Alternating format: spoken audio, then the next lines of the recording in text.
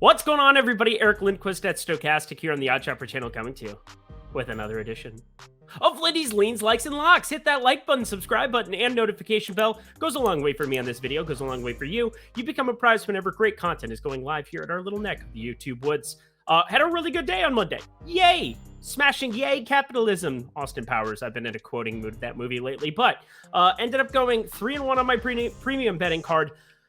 I did the flip-flop thing. I double-guessed myself. I went against the spreadsheet, which you shouldn't go against the spreadsheet, but went on Bam Adebayo over of points. All you YouTube people, you hit the jackpot, because then I went 4-0 and 2-0 on the locks, so on the likes and locks. It was just a ridiculous thing, but Memphis, they easily covered. That was an easy one, 10.5. Even my double-digit model that I think has problems sometimes when I trust those numbers. Glad I trusted it there. Smashed that one to the moon. They won by 20.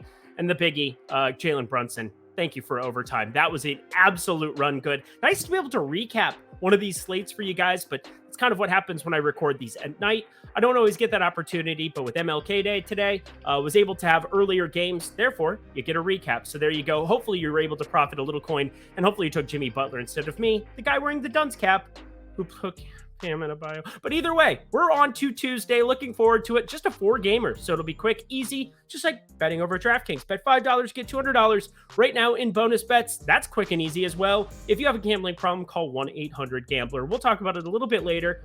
Have a nice little promo with me doing weird stuff in a picture. But you know what? Let's just get ourselves to 4 games. Yeah, let's start now. Let's get to the picks. Interesting little spot to get the day started here with the Raptors and Bucks. Giannis was probable for Monday. I told you he was probable for Monday. He warmed up on Monday, but then he didn't play on Monday. Let's hope it's just them saving his services and his knee for Tuesday's matchup that is undoubtedly more difficult. And with the Raptors playing an OT game in the Garden, won it. That was good for them. Now flying to Milwaukee for the second leg of a back-to-back. Not ideal. Must be nice to be Milwaukee. Now, do Drew Holiday and Fred VanVleet, both respective point guards, both play on Tuesday? They've been dinged up of late, so wouldn't be shocked to see them both sit and call it a wash. Although Nick Nurse is awfully Tim Thibodeau-ish, where he has no regard for human life and plays his starters a boatload of minutes every night. Yeah, he's back to that stuff, playing just a 9-man rotation over the course of the 53 minutes they played on Sunday, with every starter playing at least 40. In fact, Malachi Flynn, who had been in the rotation of late, played just 3 minutes at the point guard position, at the backup point guard position, that is, which kind of makes me think that they saved him up almost to be 100% for Tuesday and a potentially resting VanVleet. Just a thought. A thought that leads me to this. If all of the questionables swirling here end up active, favoring the Bucks, you got a 6 sitting there on the side of your screen. I think that looks perfectly efficient. But if you get VanVleet to sit here, that's kind of a meager like, something that I think I could get some -6 number there. I think he's worth at least 2 points. Definitely from a defensive perspective, going to Malachi Flynn, a sharp downgrade. They can start Gary Trent. They have done that in the past, where they slide another big to play alongside Siakam and kind of go down the assembly line that way. So a lot of ways the starting lineup could come out, but either way, I think Malachi Flynn enters the rotation. If FAB sits, he's decent offensively, but my dear God, he is so bad at defense. That has to be factored in. Oh, and if Giannis doesn't play out of nowhere, no way that I would want to be laying the -6 there. So I'm giving it a like, the thumbs up there. I think it's, which hand is it? It's this one. Is this correct? I don't even know. Which emoji is it? I think it's whatever. I don't know if it's left or right hand. Somebody's got to tell me. Let me know in the comment section below. Actually, don't. That's a really stupid thing to ask you. Either way, -6 Milwaukee. I like it if there's Giannis. I don't like it if there's not Giannis. It's the Joaquin Phoenix. Next game. Well, we got off to a weird note. Let's kind of shore it up here. We've got the Nets visiting the Spurs. This time, not in front of 65,000 people to watch a murder. Remember the Alamo. Remember the bettors people on Friday that said I was an idiot and I shouldn't be betting the Warriors because they were on the road, but then they won by 1 million. 29 to be exact. Whatever. They were backing less than 10 against the Spurs. Anywho, on to Tuesday we go, as this is a forward-thinking program. And with that in mind, this line looks super efficient to me for a Nets team without Kevin Durant. They're now losers in 3 of their past 5, given OKC and Boston are drastically better than what we're facing here. But hanging 6 here is a stretch. And if I leaned anywhere on that one, it would actually be the Spurs side, as grotesque as that sounds. So, like, don't bet them. I don't want to bet the Spurs. Good talk. Glad we had it. No, what really stands out to me is betting a Spur, Trey Jones's points prop here, which continually sits around 15.5 and does again on Tuesday. The Spurs are pretty limited with what they can do offensively without Devin Vassell for the foreseeable future. It's basically been the glorified Keldon Johnson show, and Jones has been picking up the slack of lately. Yeah, of lately? Of recently. There we are. Under all circumstances this season, here I have numbers to sound smarter after that. Tre Jones has a 20.7% usage rate in 660 minutes without Devin Vassell on the floor. That made me sound stupid again. That jumps to 22.1%, that being his usage. Doesn't seem like much, just a 1.4% increase, but he's locked into 30 plus minutes a night now, regardless of game script, because the Spurs have no reason not to let their youth run rampant as Tankathon 2023 continues. So coming off the past few slates where we have been identifying points props, a couple of them usually a night, and hitting at an unbelievable clip, let's keep that trainer running with who? Tre Jones. Who? Tre Jones. Yes, friends, I stay flossing in that candy paint, blowing dank, sipping drank on the 84 swang, tearing up the lane, and tearing up the books on Tuesday. Tre Jones over 15.5. Lock it in, Tre Jones. You know what's also fun? Betting $5 over at DraftKings Sportsbook and winning $200 in bonus bets immediately. If you haven't signed up for the DraftKings Sportsbook yet, congratulations. All you have to do is go to the Scan Me thing or go to the video description box below here on the YouTubes, click on that link and get yourself $200 in bonus bets immediately when you place a $5 wager or more on any market. Now, that's a confusing kind of sounding thing.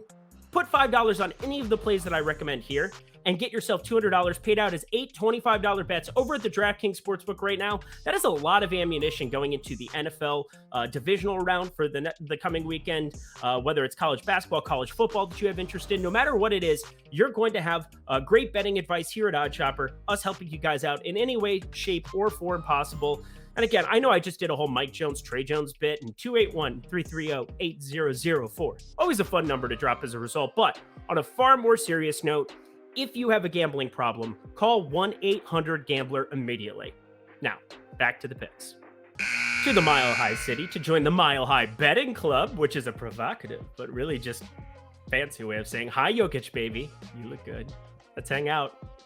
I wish I could. He's too cool. But yeah, the Trailblazers are the guests of honors here. I would just want to be close to Jokic. And the 233 total at open is borderline unbettable, just like I am borderline intolerable with that bit. And 6.5 and 7.5 being the spread discrepancy across the books. Pretty large when you have a point at open across multiple places. You don't see that all the time. Just throwing it out there. And I have this line just a hair shy of 7, so I don't really have a lean on either one of those. So you want to bet those, be my guest, but don't force a bet on just a 4-game slate for the sake of betting. We have lots more games coming down the pipeline. The NBA, it's a marathon, not a sprint. You should know these things by now. Instead, bet something really, really ridiculously good looking, like Nikola Jokic is over on 10.5 rebounds. His PRA, that is points plus rebounds plus assists, has been nuked to the moon. And because I'm not in the business of shorting the best player in the NBA on a daily basis, unless it's a truly egregious number, I'm finding my way over to other props, like this one that's a 4.5 too low. That puts this in the like range, as competitive games he's routinely played around 35 minutes, and this does shape up to be that. His 30% defensive rebounding rate is 99th percentile in the NBA, and that's the real moneymaker and the one you need to lean on the most when it comes to rebounding props. Yep, fire this one up for a like, and I am contemplating locking, but I'm not going to do it because I already got one of those. I don't think we need to have 2 on just a 4-game slate. I think a like here is more than adequate, although I do slightly prefer Tre Jones points prop. So that's probably why it's locked and this one's liked. But my God, Joker, get down with your bad self. I like his rebound prop. I like it a lot. Let's get to the last game. Too many bits today. We reached the end of our boarding walk with Sixers and Clippers. Should be fun. Sixers on the second leg of the LA back-to-back with a night apart.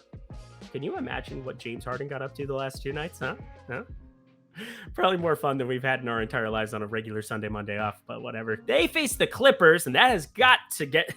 That's fascinating. Paul George, get back in the lineup, please. That'd be fun. I just want to see this Clippers team at full strength playing Philadelphia. I should know who I'm talking about. At least he's questionable here, which means they've got a realistic shot of having him suit up for Tuesday. Still, you probably know by now I'm airing on news that can break my way, and I'm not in the business of betting against this fully operational Death Star that is the Philadelphia team. Embiid, Harden, Maxey. You are my father. They're 7th in adjusted net rating as a team this year, but most of that was without some combination of their 3 stars. And despite having the easiest strength of schedule of any team so far, that kind of blew my mind, I almost don't care, because you can't possibly grade the Philadelphia 76ers as far as what they've done, because what they will do when healthy is way better than what they were doing before. That makes sense. They're better now than what they were before. I could have just said it that way. What I'm trying to say is that if I do anything here, I'm betting the Sixers laying the single point, but I don't think I need to rush a damn thing here, as I doubt the PG-13 news comes out anytime soon. And can Kawhi single-handedly lead a team right now? Sure can, but no way I back them against the Sixers without George in the fold. So I'm going to lean on the opposite of that and take this healthy Sixers team in the Doc Rivers revenge spot. Although, I'd like to have some more clarity in the morning. We'll wait. Maybe bet this one later on Tuesday. And that does it for another edition of Lindy's Leans, Likes, and Locks. You know what to do. Head to that comment section below.